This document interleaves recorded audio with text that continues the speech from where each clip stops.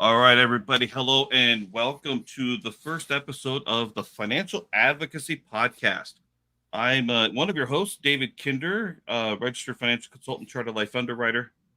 Yeah, I'm going to show off the letters, whatever. But I'm also here with my co hosts, Mike Moffett and Kurt Gibbs. And we decided to kind of start this podcast. Mike, you had this idea about a year ago. Um, hmm and so we dragged our feet, or probably more specific, I dragged my feet. Uh, Tell us, what did you have in mind when you first came up with the idea of doing a podcast? What were your thoughts? Well, I feel like a lot of people, when they have, are given financial advice, they're really only given half the story oftentimes. And I feel like, what we could potentially do is provide the full story and all of the pros and cons of everything, and really be an advocate, for the consumer, some place to turn to where they can find, both sides of the story, in an unbiased manner, and really help advocate for the consumer. Yeah, absolutely. I'm all for that as well. It's interesting dissecting some of the so-called advice that's out there and actually going beneath the surface. This is why our sessions are probably going to be longer than other podcasts. But we're going to go beneath the surface on a lot of this stuff. Kurt, what did you think of when we first had this idea of a podcast a year ago? We're finally getting started, thank goodness. But what were your thoughts? Well, initially I think it was that everyone's got a podcast. Are we just going to become one of those two or three guys that start a podcast and focus on the issues and the problems and things like that are just like Mike said, half the story, and really don't engage from a client perspective, how things really work and how it best benefits them. There's so many not just podcasts, but with social media in general. There's so many untruths out there, so many myths, and it's hard to sift through the grass and the weeds of things and try to figure out what's right and what's right for your client and different things. And I'm hoping that with the combined knowledge that we have with the three of us, and really wanting to do what's right for your client, that we can give some people some solid direction and some guidance on just different ways that they can do things that they may not have focused on before. Absolutely. No, I'm all for that. Plus, as we talk about social media, we're going to tackle one of these biggest topics that's the biggest thing on social media these days. And I want to make sure we have a chance to expose the truth and the facts without bashing, because there's so many different opinions and there's a place for everything. For every viable product, every viable strategy, there's a market for it. But sometimes the way that they're marketed, especially on TikTok, that's probably the biggest offending information out there. Sometimes we just don't get the full story, and I'm not convinced that the advisors that are or agents that are promoting some of these things, I'm not convinced that they know the full story either. And I think that there's some unintentional misrepresentation out there. And unfortunately, who's the one that gets left holding the bag? And that's the consumer, the person who purchased and trusted. And I never want to make anyone feel bad for making a decision to better their financial future. They've done something, and I always appreciate that. I want to make sure that they know that there's more to the story. And we're going to dissect into some of that. And so today we're going to go with the biggest bombshell that's going on just about everywhere, especially LinkedIn with a lot of advice. We're going to tackle IUL, Indexed Universal Life. You guys don't have any opinions about Indexed Universal Life, do you? None. None. Yeah, none. I'll No, echo no that. opinions. Yeah, that's right. Yeah. I will start off by saying this. I am pro life insurance, but Absolutely. I'm pro life insurance as long as it's all disclosed properly. And I'm not convinced that it's all disclosed and explained properly. Um, Well, David, I think that goes back to just kind of what I mentioned in the beginning there a little bit, with social media. And, if you've been in this industry for any years at all, we went from a rate book to, everything's online. Everything you do is right at your fingertips. And so many people with social media out there that from a product stance, I feel like that there's a lot of intelligent people out there. There's a lot of professionals out there that do it right, but there's also those out there that want to give you the half truths, and their objective is 1 million YouTube followers, and that's basically it. The facts are left out of a lot of things, and the people that pay the price for that in the end is the consumer. It's really not the agent. I don't feel like. I feel like that's where a lot of the breakdown is. It's a complicated topic. It's a complicated field, and if you're going to talk about particular products and things, then have your facts and have your things in order, and let the kind of chips fall where they may. Absolutely, completely agree. Although I'm actually for some of the agents, I'm not convinced that they think that they're giving half truths. I don't think they were given the full story. Therefore, they're repeating and parroting everything that was explained to them. And so they think that they're giving the Right. full facts when, quite frankly, there's a whole other side to a lot of the things that they're being told. So, Well, um, it's kind of like, we always say you don't know what you don't know. And if you've only ever been told, part of the story, you may feel like that is the truth and that is everything. But there may be a whole other side of the story that you were never even told about, that you've never even looked into. So, are there some bad actors in the insurance industry and the financial industry and any industry? Absolutely, sure. But I have to believe that the majority of agents, 99% or more, are genuinely acting in good faith of their clients, and they just may not be aware of all of the implications of everything that they're advocating for. Yeah, I absolutely, oh, agree. completely agree. Yeah, the Yeah, sentiment is there. I think everybody wants to do right for their client, but they're not necessarily taught all the different aspects. So we're going to go a little bit deeper into that. And that's why I titled this one. And I don't think all of our podcasts could be in this kind of structure. I was working on this presentation and I thought this would be a good way to just launch our podcast. Otherwise, I was just going to do this myself. But it's far more fun to have a conversation about it with the three of us. So that's why I called it. This is a consumer and agent advisory bulletin. And these are my concerns. I'm not telling anybody don't buy it. I'm not telling anybody it's a bad product, but sometimes the way it's represented, whether on purpose or by accident, ends up being a bad thing for the consumer. So hopefully, if I remember, here we go. Next slide.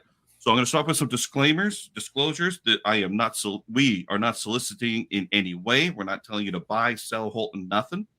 We're not telling anyone to replace their policy. And if we happen to mention a company name or it's mentioned or shown, it's for illustration purposes.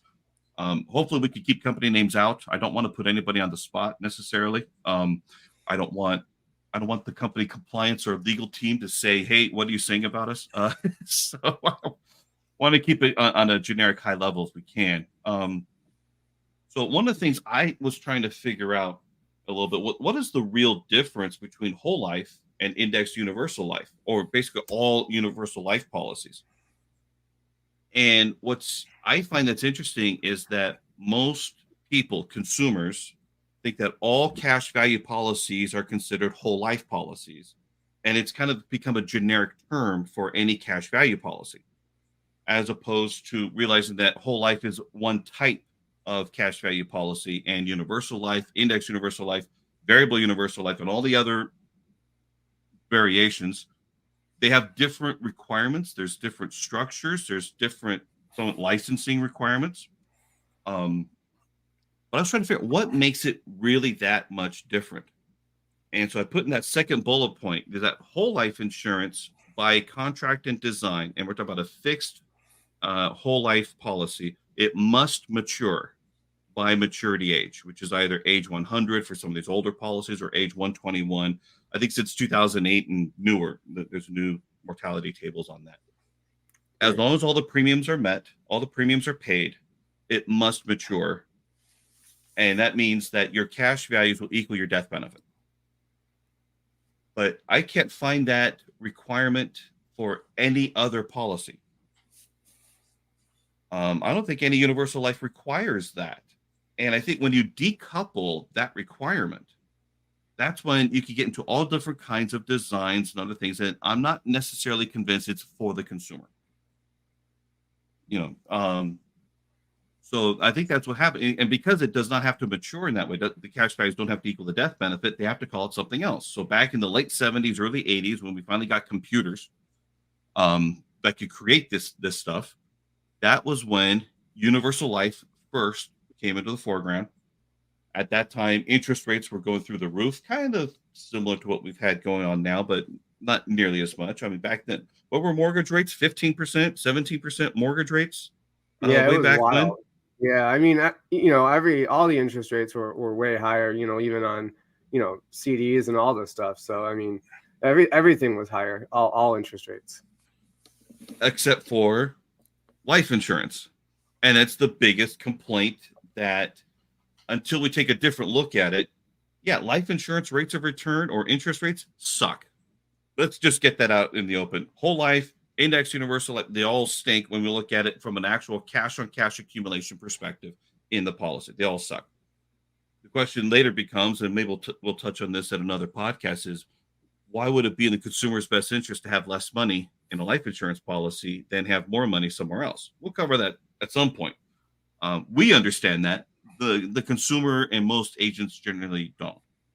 But yeah, and I think, David, you're kind of hitting on something there that from a consumer perspective, that's where the breakdown is as currently as we sit with, whether it be on a podcast or a YouTube video or an agent face to face sometimes with a client is, clients see they see numbers that emulate investment returns and things like that. And first and foremost, life insurance is not an investment. I mean, it never has been, and it never will be. And the consumer, they get things branded to them, with illustrations and paperwork that promise this, and universal life.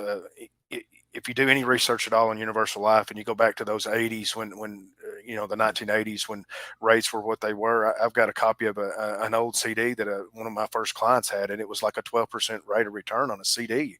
And universal life was pitched strongly during that time frame. And I've got a couple of clients now that have UL policies that are actually the cash values completely been eaten away from that policy, and now you've got clients that are in their 80s and uninsurable, and can't pay their premiums and having to lower death benefits and do different things to to maintain the policy that they've got. And it's just unfortunate that kind of the agent and the agencies that didn't take a harder look at some of these UL policies and designs and do some better work on those. Well, I completely agree. Now, going back in time, because I've seen some of the sales recordings and things like that. Back then, they were saying you could get whole life insurance for half price, right? Or double the benefit for the same premium, basically saying the same thing. And one of the things that I learned recently, I did my CLU studies just about 2-3 years ago, and we went through some of this stuff. What I found out, and I might have a slide on this later, but life insurance policies, the illustrations were not standardized until 1997. So when we think about things back then, you can't blame anybody, I don't think, other than the company. And because back then they had all these illustration wars. Who's going to illustrate the best thing? Because everybody's focus was on the performance of the policy. And so they finally got some standardized things, but that was only, if we look back, less than 30 years ago. So all that stuff from before then. I believe even recently, some regulations have come down on IUL policies as well for, illustrating unrealistic returns with certain companies, and they've had to more standardize their illustrations. So, there's definitely some of that, still going on, even if it is somewhat more standardized. There are companies that will illustrate, higher rates than others, and, vice versa.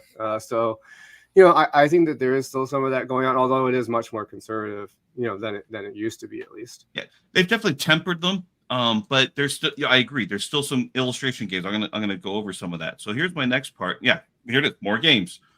I didn't read all this beforehand, and you didn't see this before either. So, but I think there's more games being played with.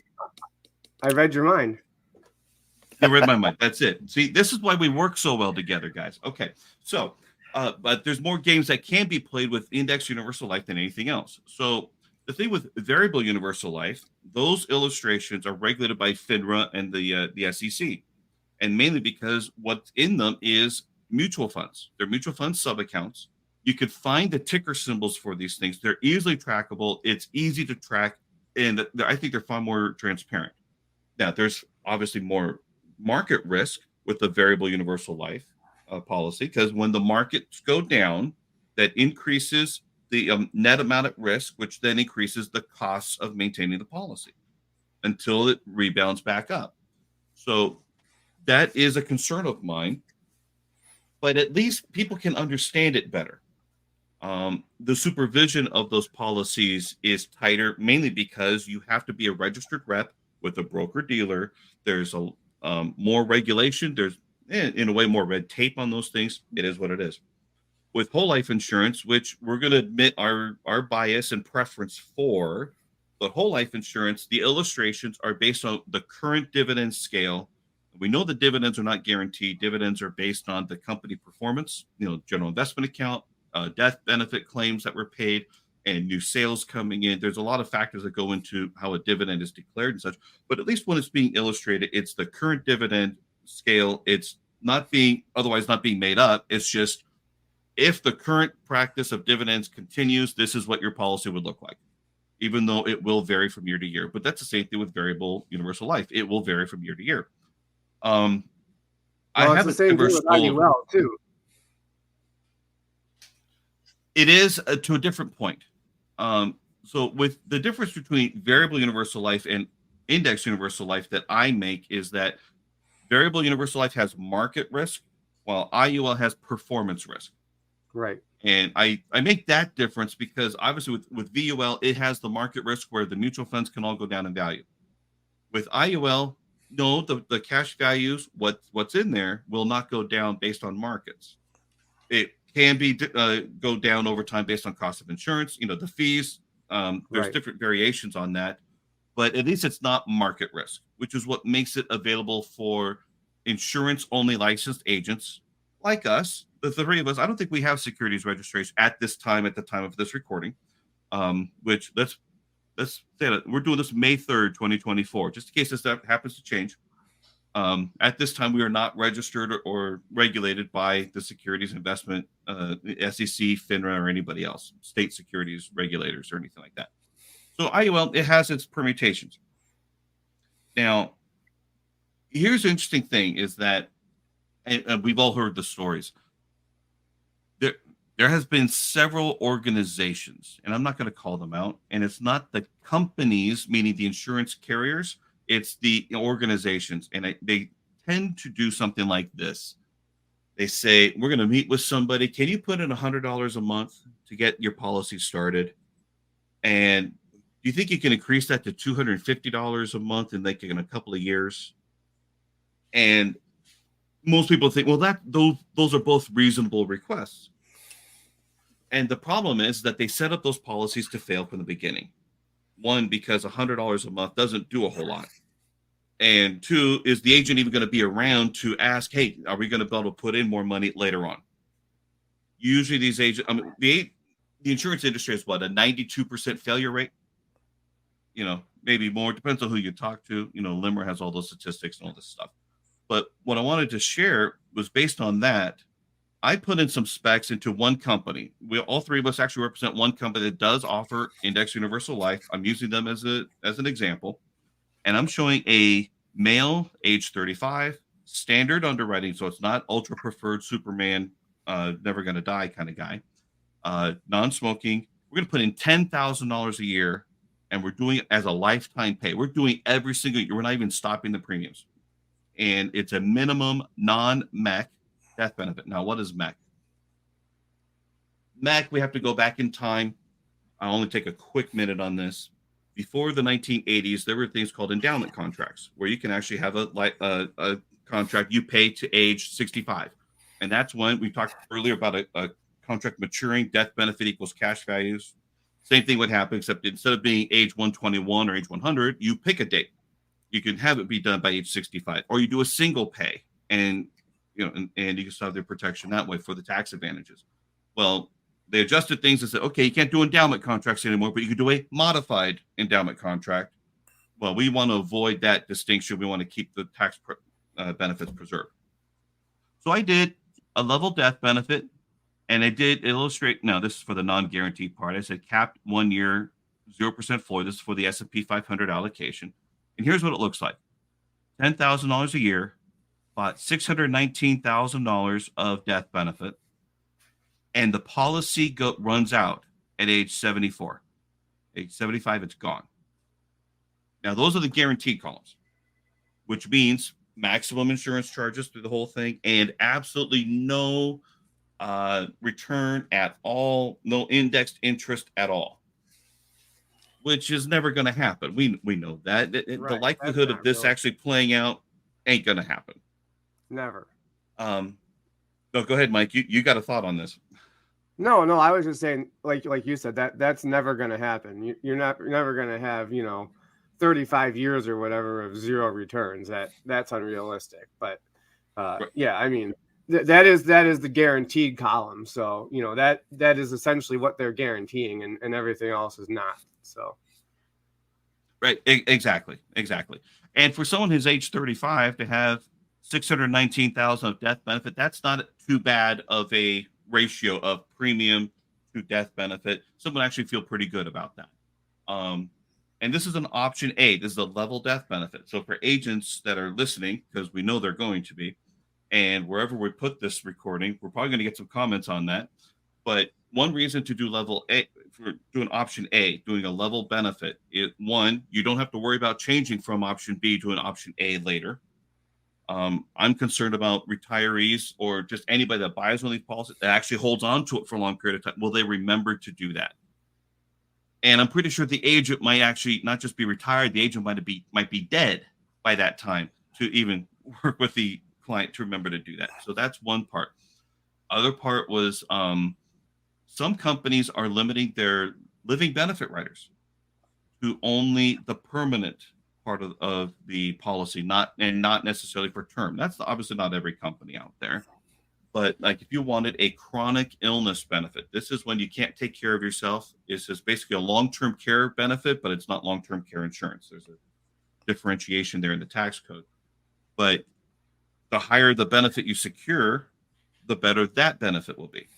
Same thing for a critical illness. So if you get a heart attack, stroke, or cancer, it would be paid out based on this, not necessarily the term.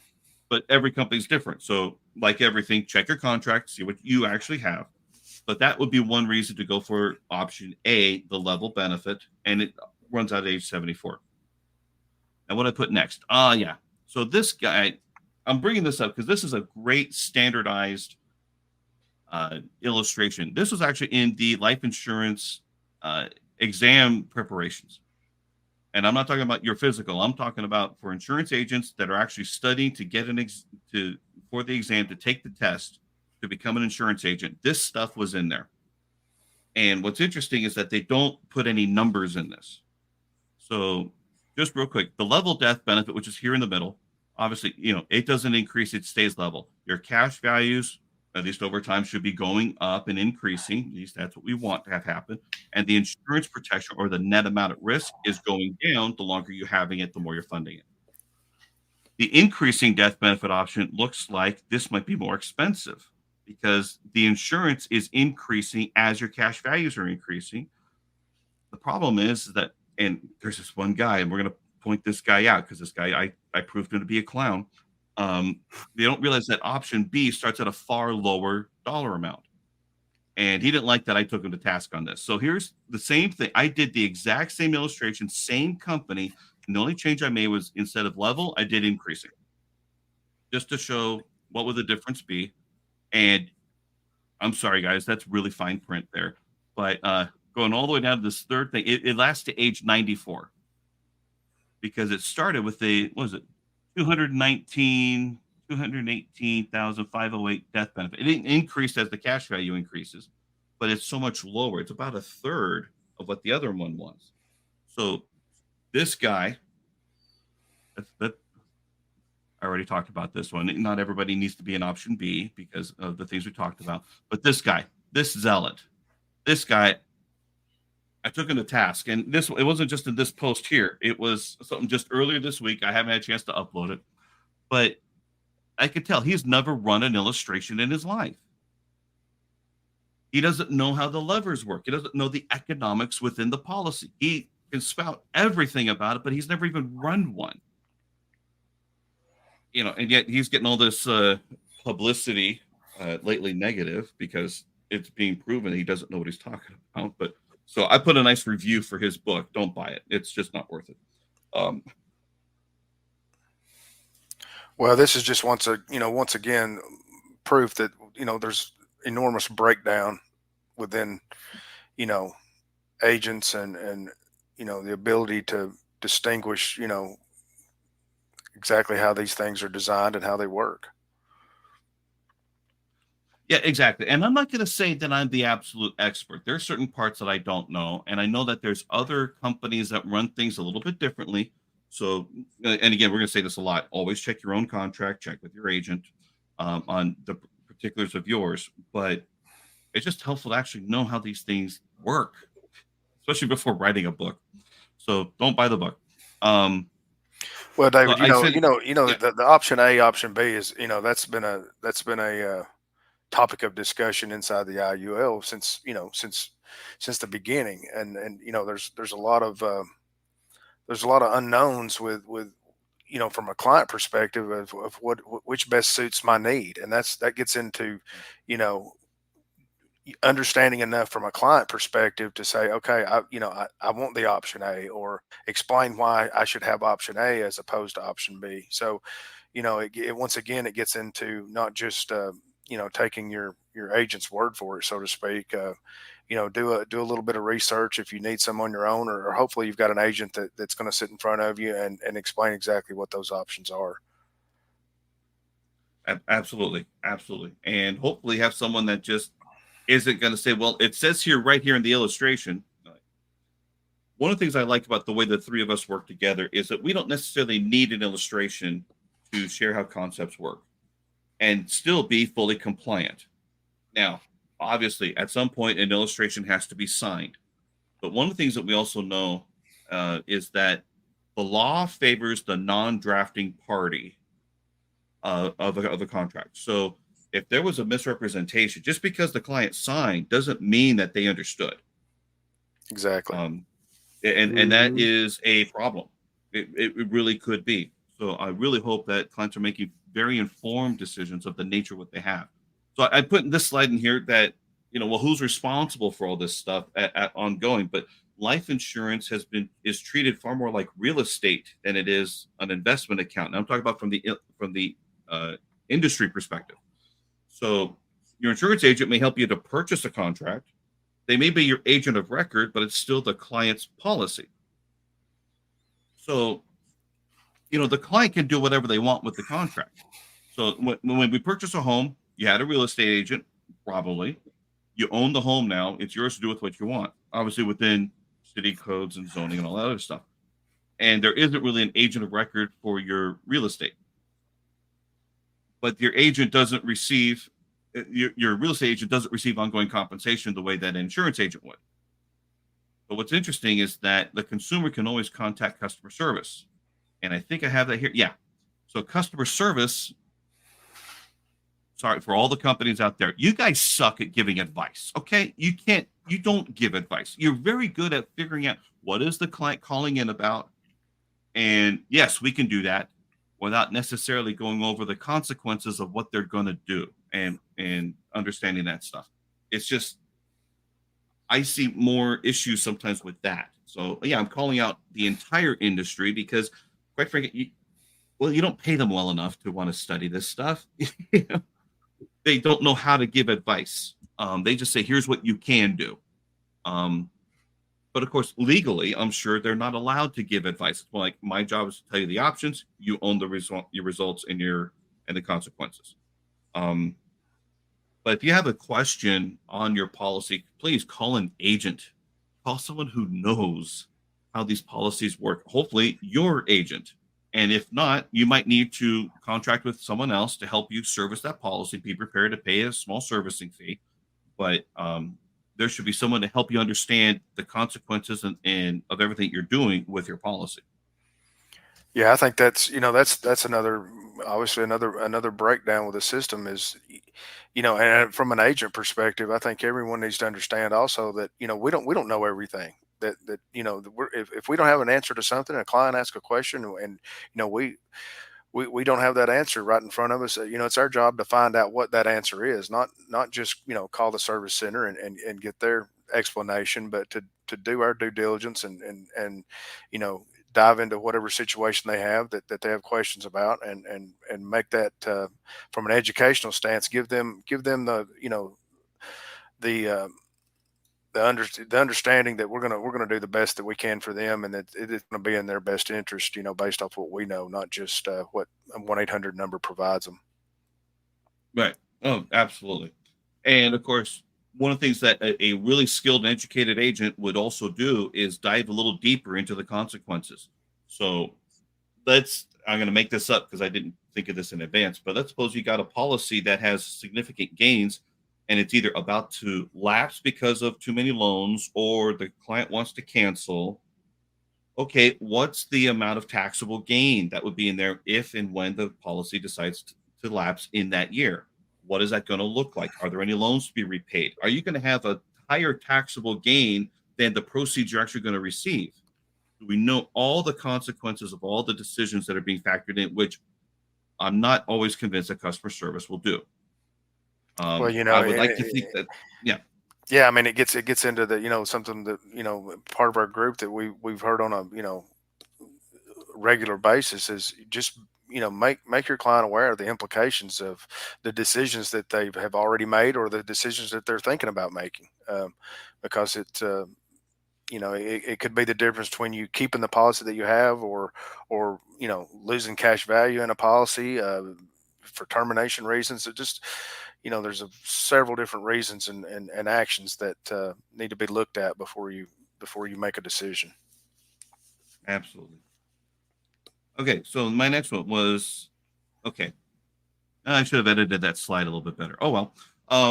So unlike with variable universal life that's invested in mutual fund sub accounts, IULs, index universal life, they're index segments, and I'm probably one of the very few people that will always differentiate between a fund and a segment. A fund implies you're actually invested in the markets, and yet with an IUL, you're not invested in the markets. And I think that's one thing that we should take great pride in as insurance agents. You're not in the markets. You can probably mimic a decent amount of upside, but subject to current interest rates, stock market call option pricing. There's overhead to do all this stuff, and the pricing performance. There's all the stuff that goes into how the segment is priced, and which dictates the amount of performance. And one thing that's interesting on this is that this is not an investment. This is not a security. All the stuff is happening behind the scenes. It's not happening in your contract. The contract is basically instructions to the company. It says, I want the interest to be credited according to this, but all the real stuff is happening in the general investment account. So this is why I say the IUL may not have market risk, but it does have the performance risk. But it's all these factors that go into how is this all going to be priced. And essentially, you're giving up fixed interest. So let's suppose interest rates right now are 3 or 4%, which might be a little low right now. But let's just say 3 or 4%. You give that up and say, instead of that, I want you to buy stock market call options, but not in my policy, but do them in the general investment account. I'll give up my right to that interest for the potential of earning more. And whether it does or not depends on what allocation it happens to be. And what's my next one here? Okay, so this one, wash loans. You guys familiar with the concept of 0% wash loans, or Yeah, it's an interesting thing. Yeah, a lot of people talk about this, but I maybe they do and maybe they don't really understand how it works. It's an interesting thing, but just like anything else, there's pros and cons to it. So it could when it's used for its intended and correct purpose, it may be appropriate. But you have to consider all of the things and how it affects the policy before making a decision about that. Exactly. And so I was, I was in out of state for an industry conference, and I was coming back to the airport with the CEO of that association, and we talked about some of these points. And he said, "Well, our company doesn't do it that way." And I talked about other points. Our company doesn't do it that way. We do it differently. Like, that's great for you. And I'm also thinking, if they don't do it that way, something else has to give. The insurance company always has to be made whole. So if there's something that's extra good in one area, you're giving up something somewhere else. And so with these 0% wash loans, what happens is typically, and again, see your policy for details. But typically, the amount that you're borrowing against for the 0% wash loans doesn't earn indexed interest. And so when that happens, so you give up the interest you could have made in exchange for lower cost interest. Now that's okay. And there's someone who really promotes it. I asked him a little bit of clarification, because when you're in the accumulation phase of the policy, you're still building it up and such. One of the best benefits, and we talk about it all the time, you can access the cash values in your policy before age 59 and a half. One of the best things, there's no taxes, there's no penalties. You can access that money and use it in any way you wish. Hopefully it's for good reasons. Hate to see someone blow it on a Lamborghini, or quite frankly, on a failed presidential campaign. Anyway, that was the worst use of the policy's cash values. Let's try not to get too political in this thing. No. Hey, I'm just saying it was a failed campaign because he didn't win. Regardless of which side of the aisle you're on, he used his life insurance to fund his campaign. I'm like, you poor bastard. Anyway, hey, I said it, whatever. So anyway, when you're in the accumulation phase and it's before your retirement, if you use a 0% fixed loan, you're giving up the interest. And we already saw how we modeled out the guaranteed columns. We don't want to lose out on the performance that we could have had. So I took this from another company. They make a lot of their information available, and it describes how the fixed loan options work. And I think it's similar to most other companies, but again, for everybody, check your policy for details.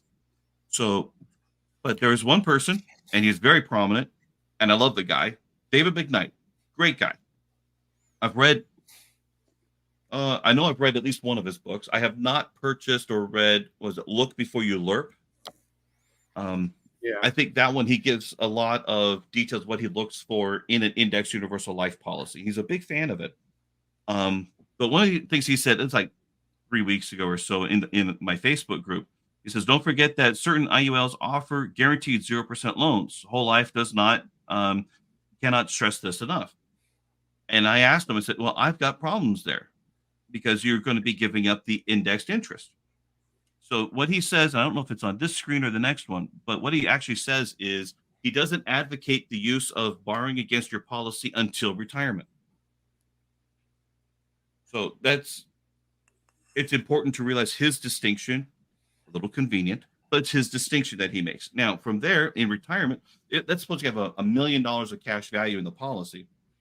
If you're doing 5% at a 0% wash loan per year, that's $50,000 of cash flow against the policy. So the first year, you have $50,000 loan, $950,000 still earning indexed interest. The next year, now you have $100,000 loan, $900,000 earning indexed interest. For that, I can see that. That makes sense to me. But anyone that's looking to do a big loan for a long period of time, and because they're doing it at a low cost, they're giving up that indexed interest. So, yeah. So David McKnight and I, we went a little bit on that just to clarify where we both stood. And so, yeah, this is here. It's my approach. You're not typically taking loans until retirement. I also asked if there's ways to trigger between or transition between fixed interest loans versus variable loans. He says there are companies out there that do that. I'm sure there are. I do not know who all those companies are. I just know whatever we can do to help keep the forward momentum of the policy going, we want to make sure the client knows the consequences of the decisions. I think I nailed that one pretty good. Any other thoughts on that one? No, No, I think I think that covers it pretty well. Just like anything else, you have to be aware of, both the potential upside and downside and risks or anything, to anything that you're going to do, whether it's, any kind of investment, product.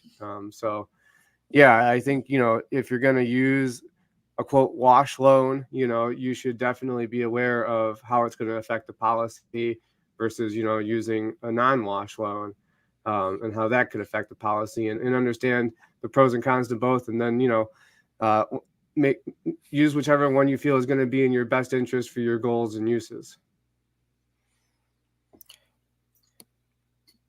Go ahead, Kurt. You got yeah, something to say you know, here. yeah, I think just getting back to what you kind of touched on to begin with, that with these loans and with any type loan, there's so much flexibility that's available that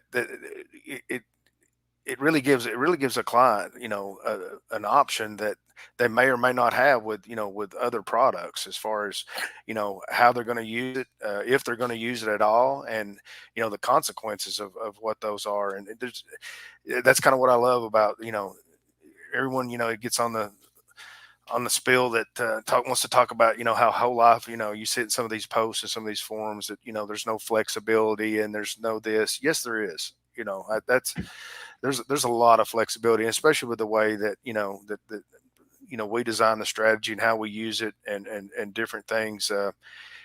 It's not a one product for all, by no means, but if you understand what you feel like you're going to use the policy for, and need it for long term. I'm not a short term player with anything on the insurance side. I think it's a product that's got to be maximized from a funding stance all the way, out to the time that you plan on using it. But there's just so much flexibility with these things, and I'm sure we're going to get into it a little bit more. But that's kind of what I love about it the most, the flexibility.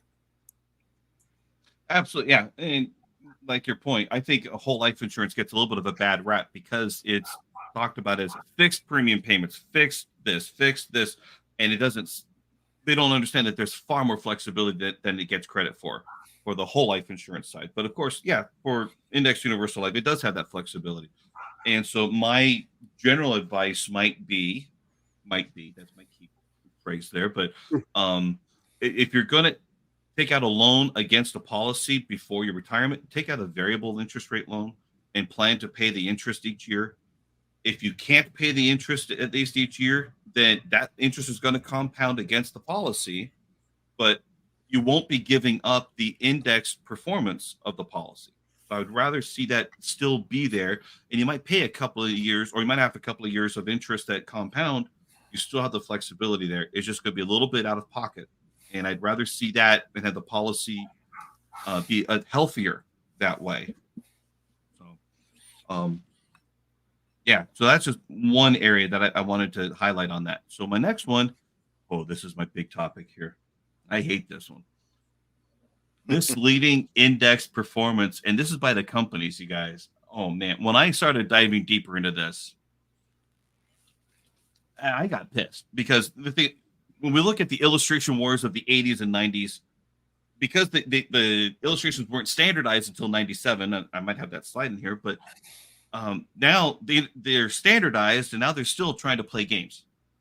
So here's what's it now. I've got a small screen here. Let's see if I can make that big.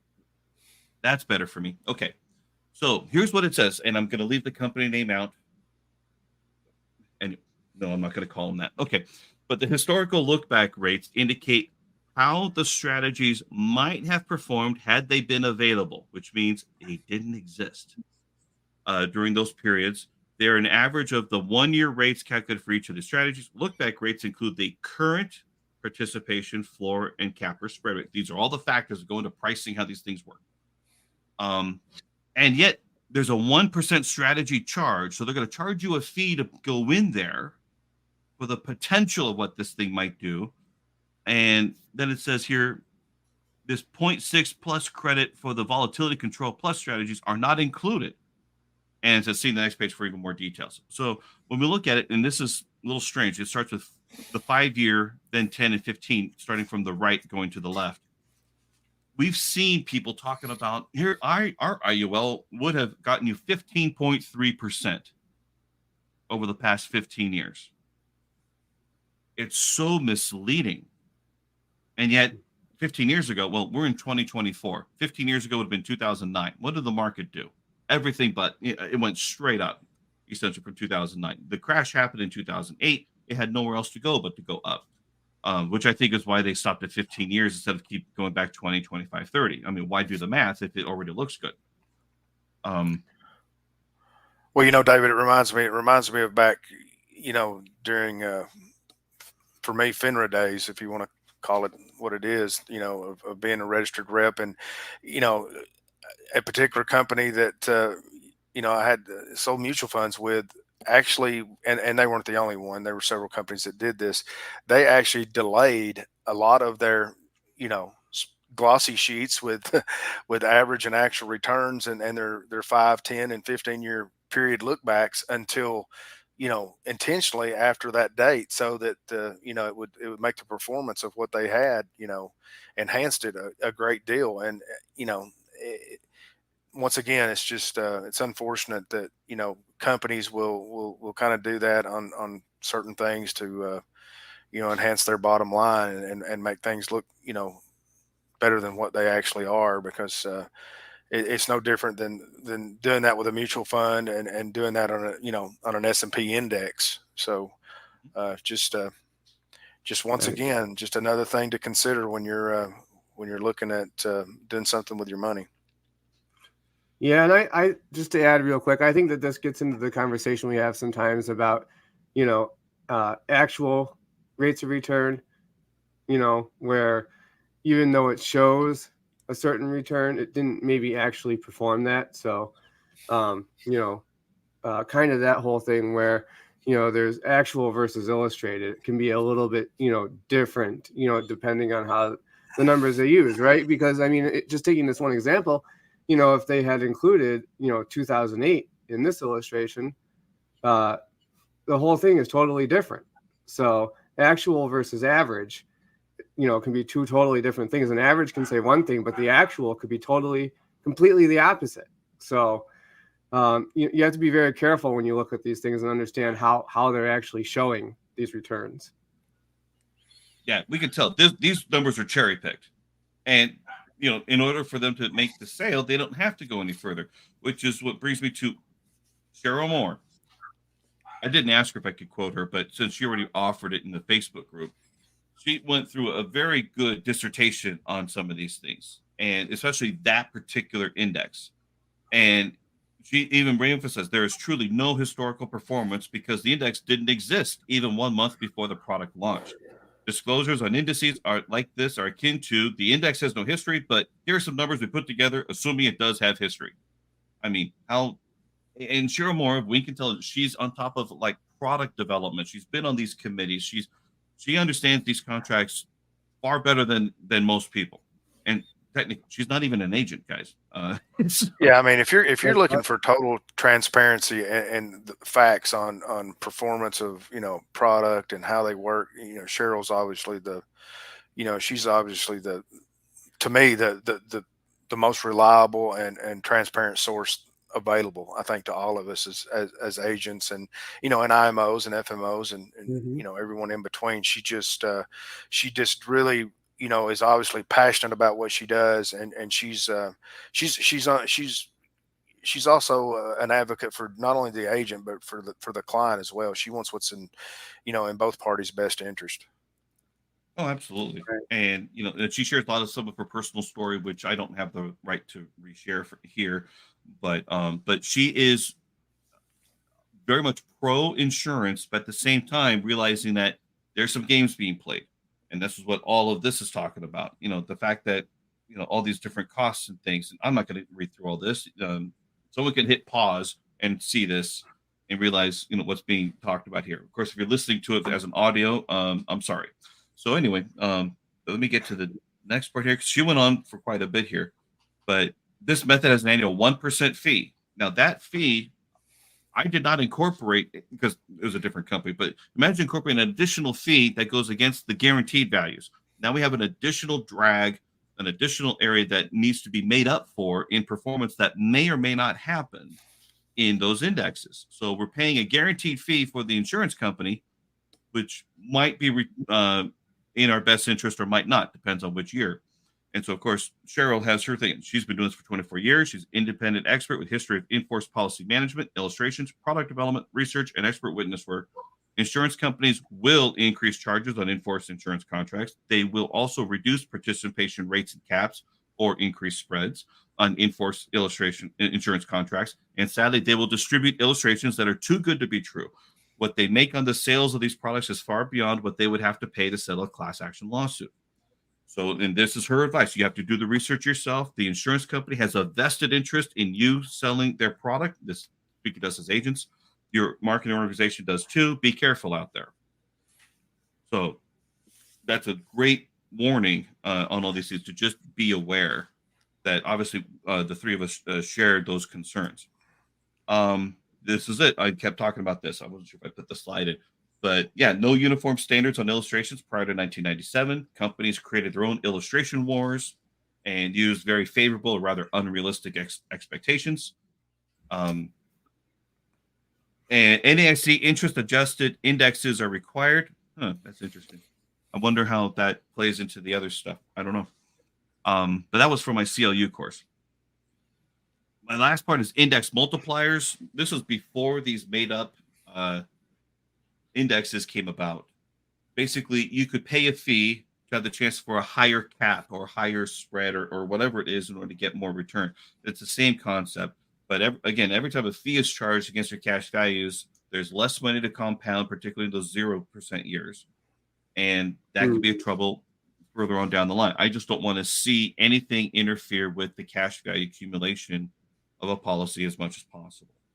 And David, at least these were transparent because it was the indexes that you already knew about, not made up ones. So this is continuation of the last one. Go ahead, Kurt. Yeah, Sorry. And it's what's unfortunate about this as well is this from a client perspective. It just complicates. It just complicates the product, I think, for the consumer. The agent obviously needs to understand, as much as they can about, everything that's available inside a product. But from a client perspective, and it's just some of those things that they get caught up in. I think when they see something and it's positioned to them in a way that's going to, drastically increase the bottom line of their account. It's just it's give and take, and it's not totally true. No, absolutely agree. And unfortunately, it ends up being over time buyer beware as opposed to agent get better. Yeah, exactly. Unfortunately, that's what it seems to become. So here's how IUL really works. So what I like about this, and of course, we all have a mentor who loves to share a similar analogy. What I like about this comes from the American College. This is from an accredited institution. So here's the thing. Look at that bucket. We've got premiums going in, and they're flexible premiums. Now, recently we had a question in the Facebook group regarding flexibility, and I was like, no, flexibility only happens if you've overfunded the policy. If you minimum fund a policy, you have no flexibility. You already had your flexibility because you put in so little. So you have to put in the maximum amounts you can. And my illustrations, I wasn't showing target. I was going to maximum amounts. So it's above target. So you see down here in the corner, it says target premium does not guarantee against policy lapse, even as the guarantees side of what I showed you before. If the cash drops too low to pay the fees and the mortality costs for the next 60 days, the policy will lapse. And that's one of the things, because it just it decouples everything. It's not bundled anymore. It's an unbundled policy. So it no longer has to mature, having cash values equal your death benefit by the maturity age. So, and on the right-hand side here, we have the current interest rate, whatever that is. We have our guaranteed plus excess. Whatever is in there for guaranteed interest rate, and the excess premiums will earn that current interest or indexed interest. But you see what comes out at the bottom here. You have your policy expenses. This is the admin fees and whatever else. Those are pretty stagnant. Those don't really increase that much. In fact, sometimes they even go away. But it's the mortality costs. this is that increasing cost over time, that if there isn't enough cash values earning interest to offset those costs, that's when the danger happens, especially in the later years. Um, so that's one thing I give that Elon guy. No, not Musk. I'm talking about the guy who wrote that whistleblower book. I give him credit for trying to bring awareness to that. He just didn't know his own his own numbers. Right. And this Well, is where, again, you've got to be careful, when you're minimum funding it, and choose which option you're choosing when you set the policy up, and being aware of, the risk of lapse down the road based on the cost of insurance continuously increasing. And then, especially if you have several, years of zero performance in the fund and things like that. So, this is kind of the point where you have to be aware of how exactly these things work and how things are going to, happen once you turn the cash flow on, and why having it set up the right way is so important. And if you forget to flip the switch from one option to the other, when you go to use the policy, it in theory, it could be disastrous for the policy. So, just you have to be aware of everything and all the potential consequences, and what can potentially happen, based on how you use and access the funds in the policy. And I'll just add that, I think this illustration right here, and I'm not on social media a ton as far as, getting out there and looking at, their other agents and what they're illustrating and how they're, showing and building concepts. But, this analogy right here, if you look at insurance as a whole, with the chassis that it's all built on, VUL, IUL, all the different chassis that they kind of attach with the bells and whistles. I think if more agents, um, would go through something very similar to this, and maybe, have it with whole life and VUL, and compare, for your client, here's what you're getting and here's what you're not getting with each of these products.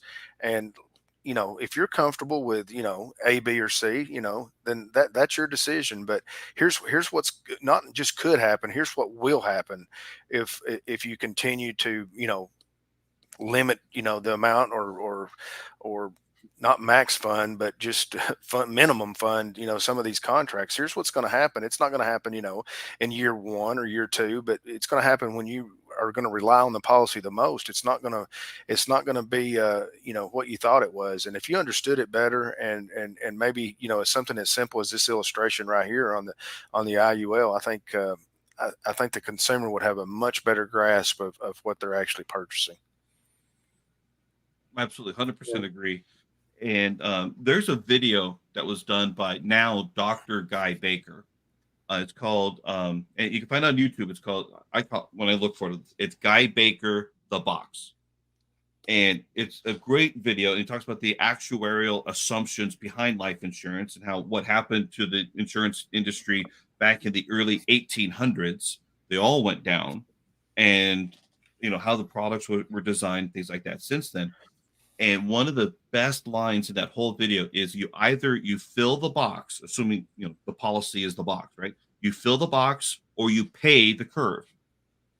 It's either one. If we front load that thing, and I'm not talking about cost, I'm talking about putting more in there for it to compound against, you have a far better likelihood that you're going to get what you want out of the policy, rather than putting in a little bit. Let's see what this does. Well, it's not going to do anything. In fact, you put yourself at a higher risk of not having it happen. Right. And at that time, the question is, do we blame the agent? Do we blame the consumer? Who do we blame? And unfortunately, it's probably a combination of all three. Consumer, Yeah, and the agent, and the company. yeah, I agree, and that's what it kind of excites me the most about what we're trying to do here for,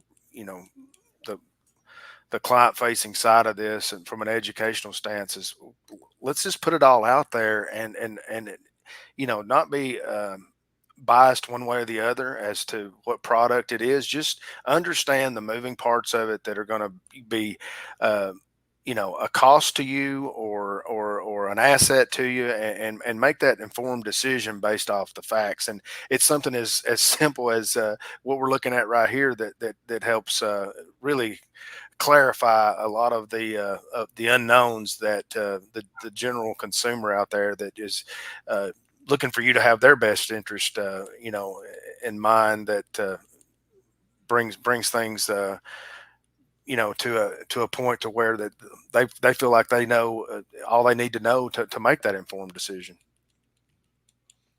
Right, absolutely. And then also having additional options. So one of the things that I find most often in for insurance agents, either they're in one camp or the other.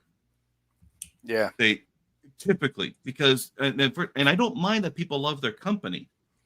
The question is, can they back up why they represent the company that they do? And can they really back up why they don't offer a certain product? And I'm not convinced that they really know. In fact, with that Elon guy, I'm convinced that he'll just reparrot everything that he was told without even going through and figuring out the truth for himself, which is unfortunate. So we have people that are, well, the probably the worst word would be cultist. But the better, easier word is just biased.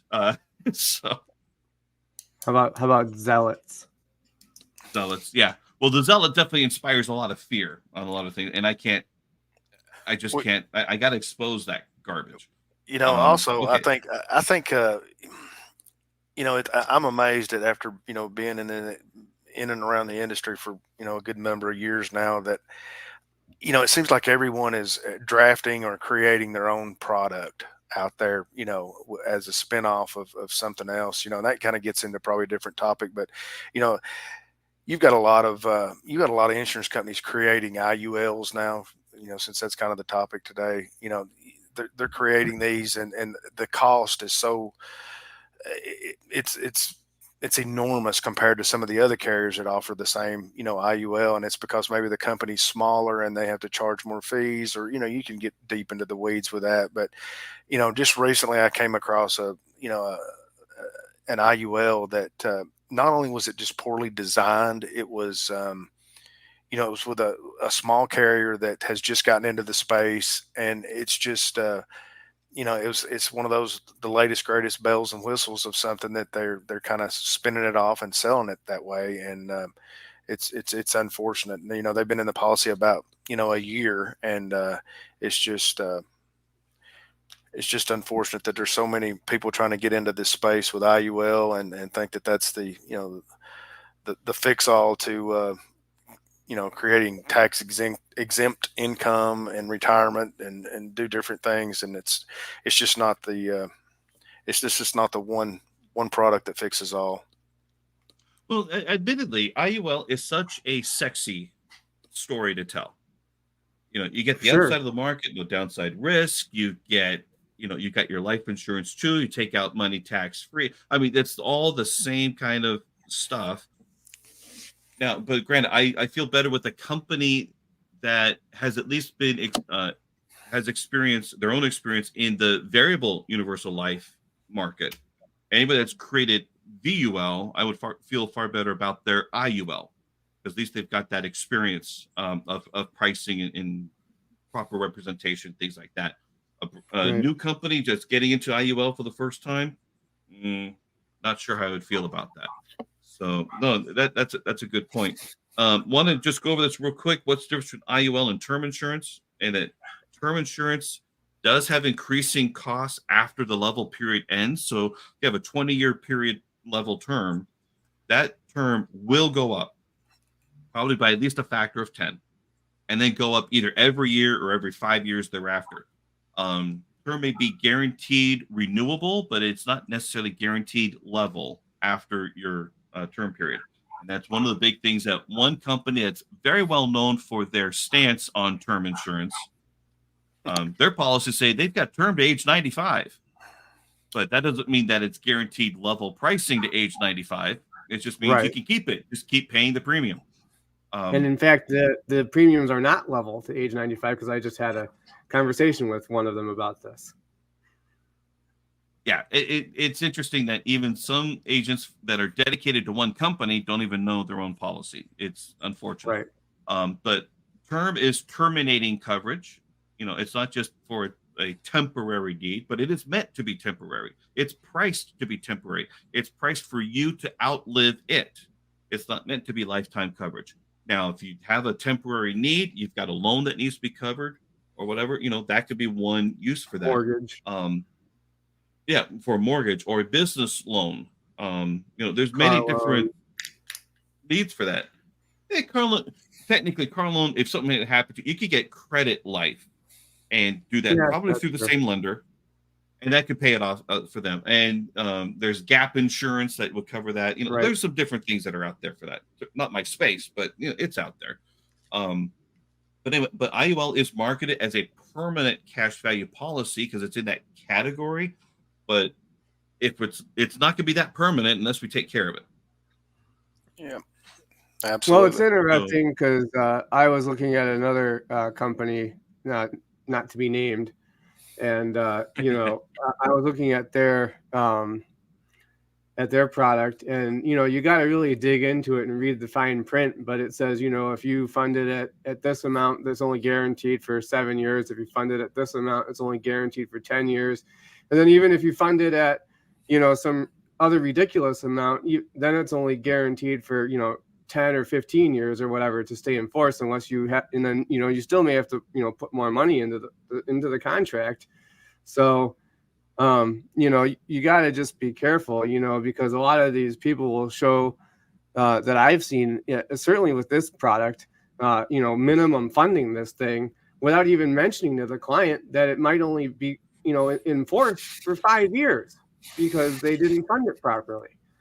And so just whenever you look for a policy or whenever you go to buy something, from an insurance agent, or any investment person or anything for that matter, make sure that you understand exactly how the product and the policy works, and how, that you're funding it properly, and all of the, different costs and risks involved with it. Because a lot of times, and I don't, in all honesty, I don't know that these, and I don't want to believe that they're actually doing this intentionally. I just think that they haven't been educated on the product and how it actually works. And they just see a minimum premium that you can dump into it.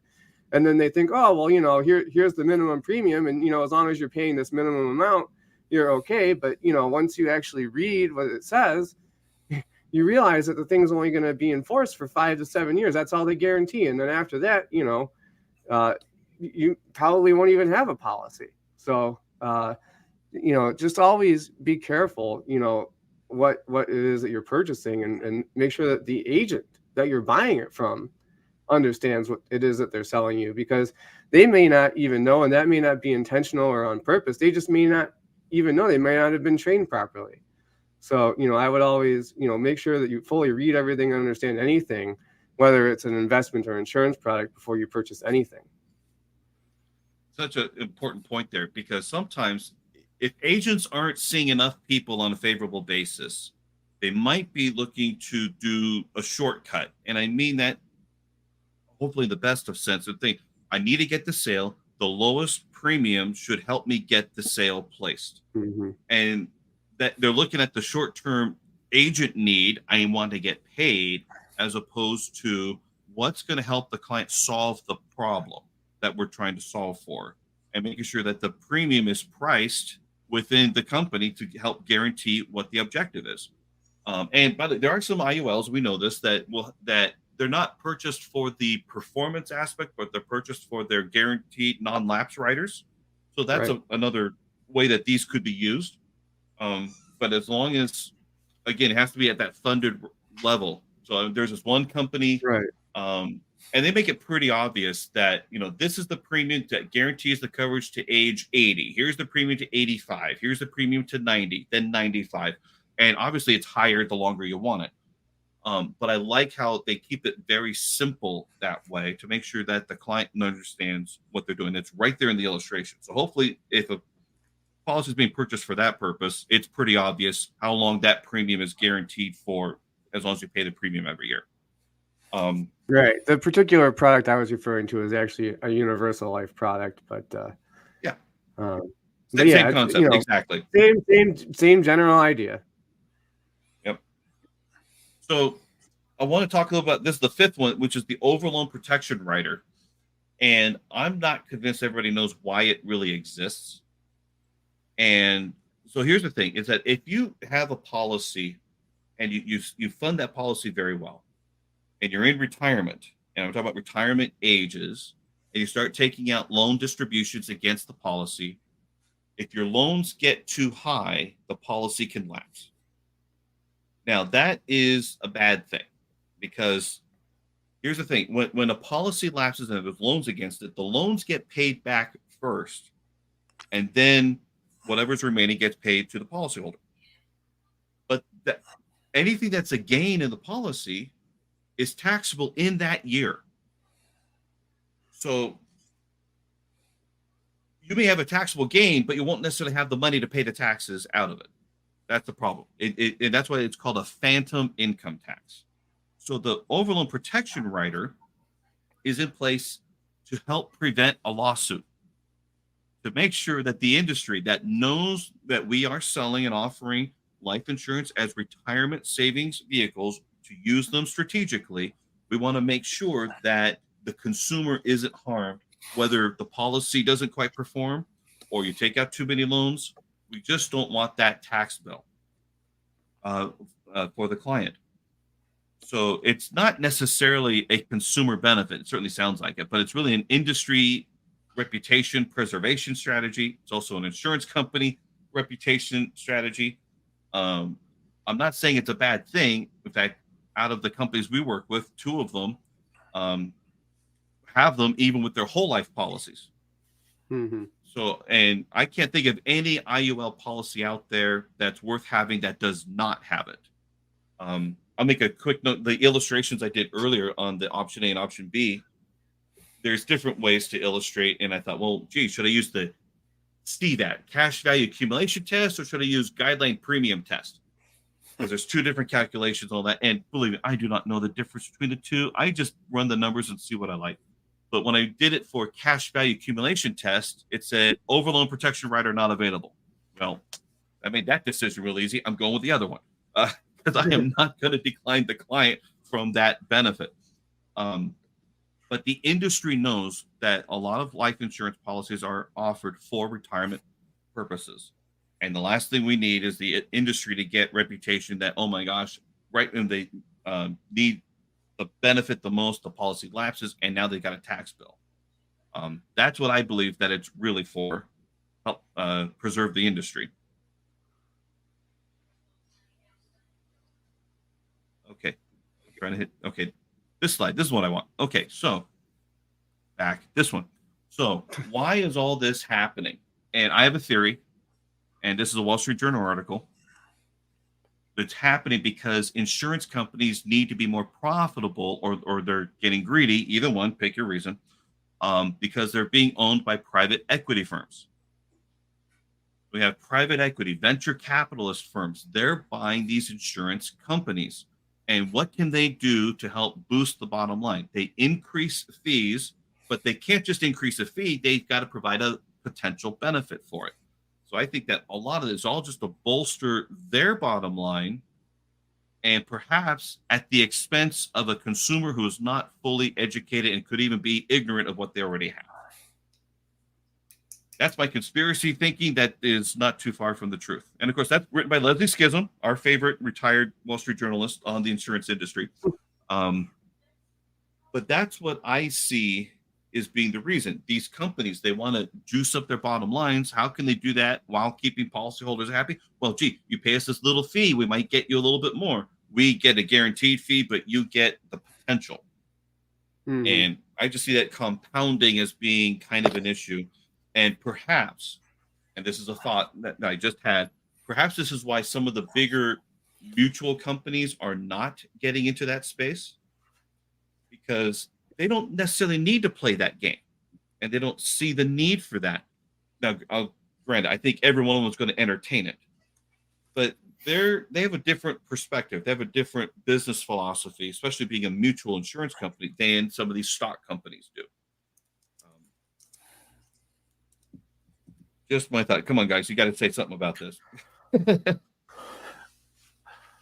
Well, I just think that, the industry as a whole has, from insurance companies has changed so much in the last, I don't know, let's say 10 years. You could take it a different number, but I think for sure in the last 10 years, and I think you make some valid points about it, in that, what they buy, what they purchase, and the direction they're trying to go. If you're a stock company or a mutual company, is obviously the big difference. And when you have to answer to those people and make those decisions, they're trying to look at it from a profit stance, and the more profit they make, who knows, maybe that gives them enough money to come up with a different product. I mean, True. it just varies with I know company to company, but from the industry stance, I think you're right. I think there's obviously some things going on within the life insurance industry as a whole that's going to keep things different than it ever was before. Yeah, that could very well be. I'm thinking about the three-legged stool of Mhm. life insurance, and basically anything in financial services, really. It's the client, the agent or advisor, and the company, and all three have to benefit. But if one is a little bit out of whack, like if the company is trying to benefit at the expense of the policyholder, then the policy won't sell. If they want to sell the policy, but they're going to penalize the agent only sells what they like, so that won't work. And so when something gets a little bit out of whack, you have to ask yourself, why is this happening? And if there's just a little bit, let's just call it a possible greed motive there to get additional profit at the expense of the client, more so than what's already there, that's not good. It's not doesn't keep everything in equilibrium. And I think back to, and I'm not saying the companies are going to go out of business or anything like that, but I think back to the executive life days.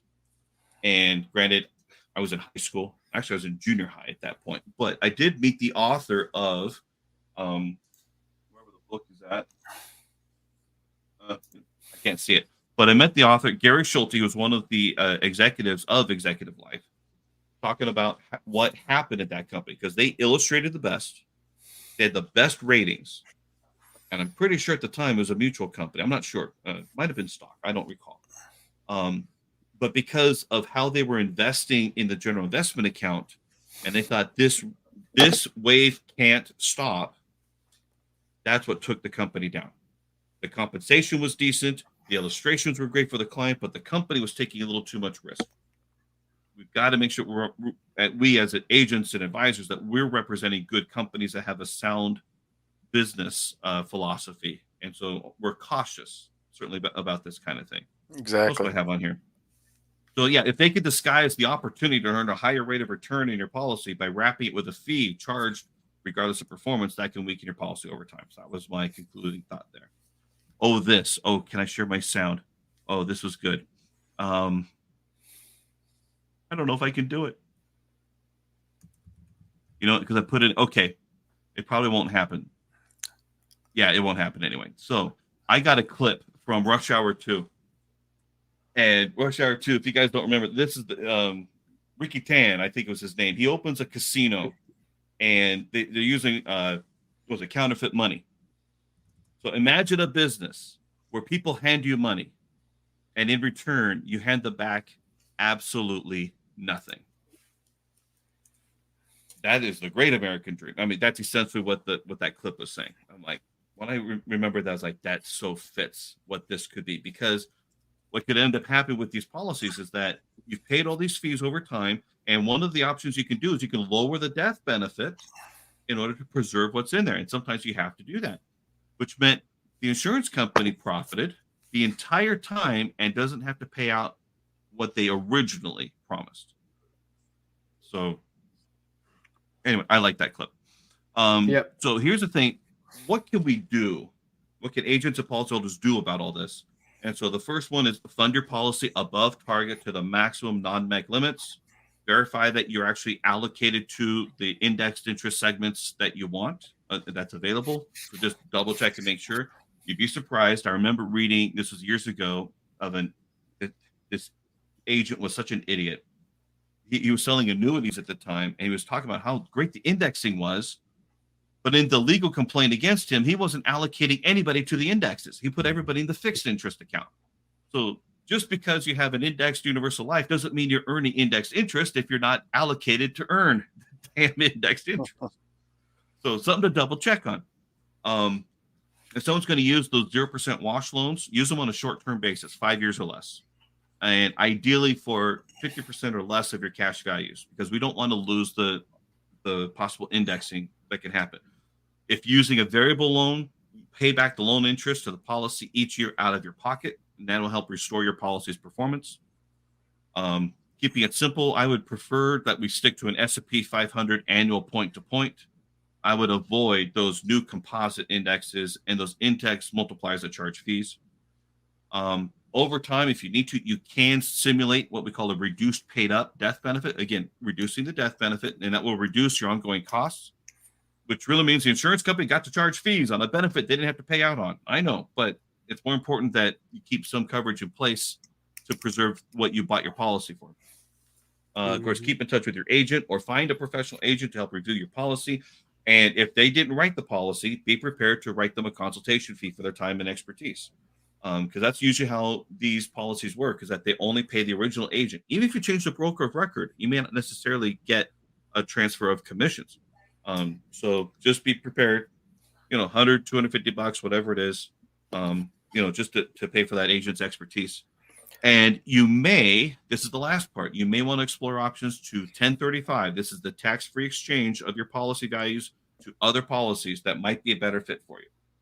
But I want to help people understand what they already have. I want to help them keep what they already have and just understand what they've got and then manage it to the best way possible.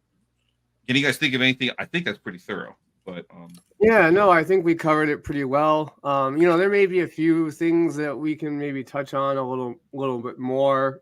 Certainly, even in this last slide about 1035 exchanges and different implications with policies and loans and stuff like that. We can always touch on these things more, but I think for this at this point, I think we've covered pretty much what we need to cover for this one. And then if we want to go and expound more on some other stuff, we can even have another episode just on even those things, because there's always more you can talk about, right? There's always more you can go into with these things, and that's why that's why, frankly, there's so many opinions on these things and how they work.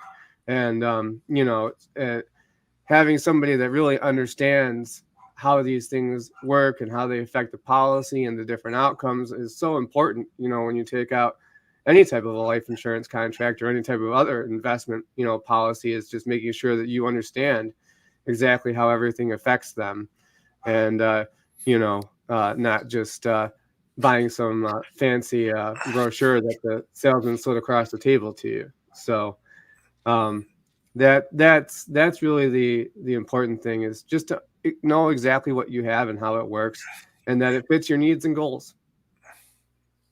Yeah, you touched on it. The brochure, the brochure has a tendency to always highlight, here's what's great, here's what's possible, but no one dives deeper into the actual illustration, let alone the policy of here's how it all works. Right.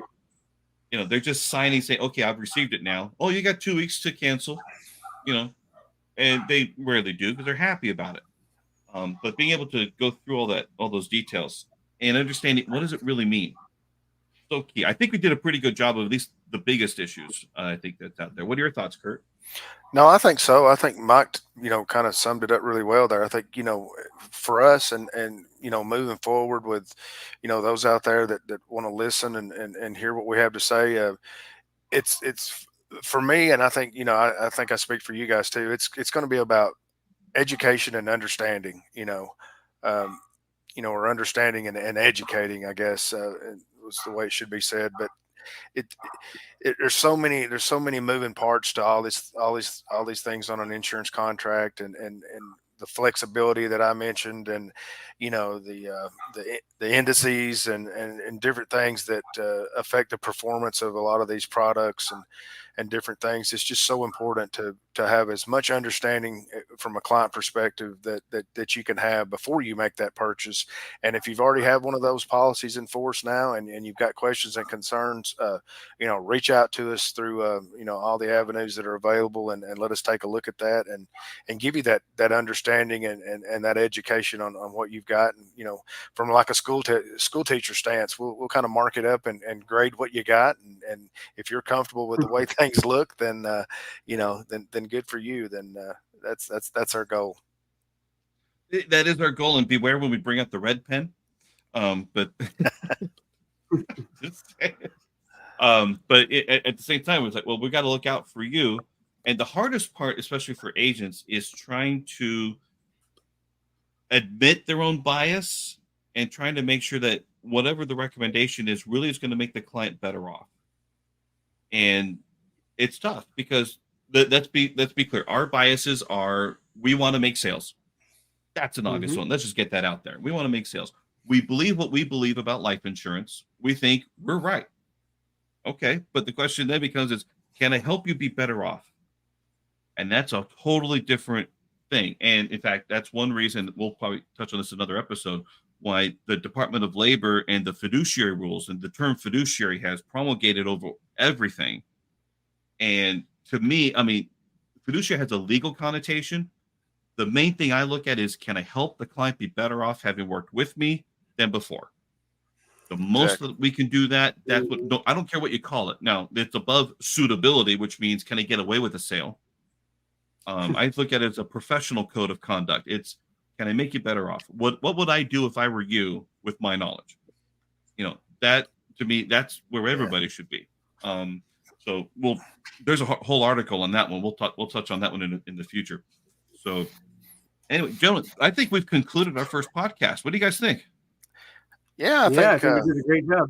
I think it went well for take one. Take one. That's it. So yeah, and not one too bad. take. So and yeah, we didn't even hit pause or nothing. We just hit record and we just let it go.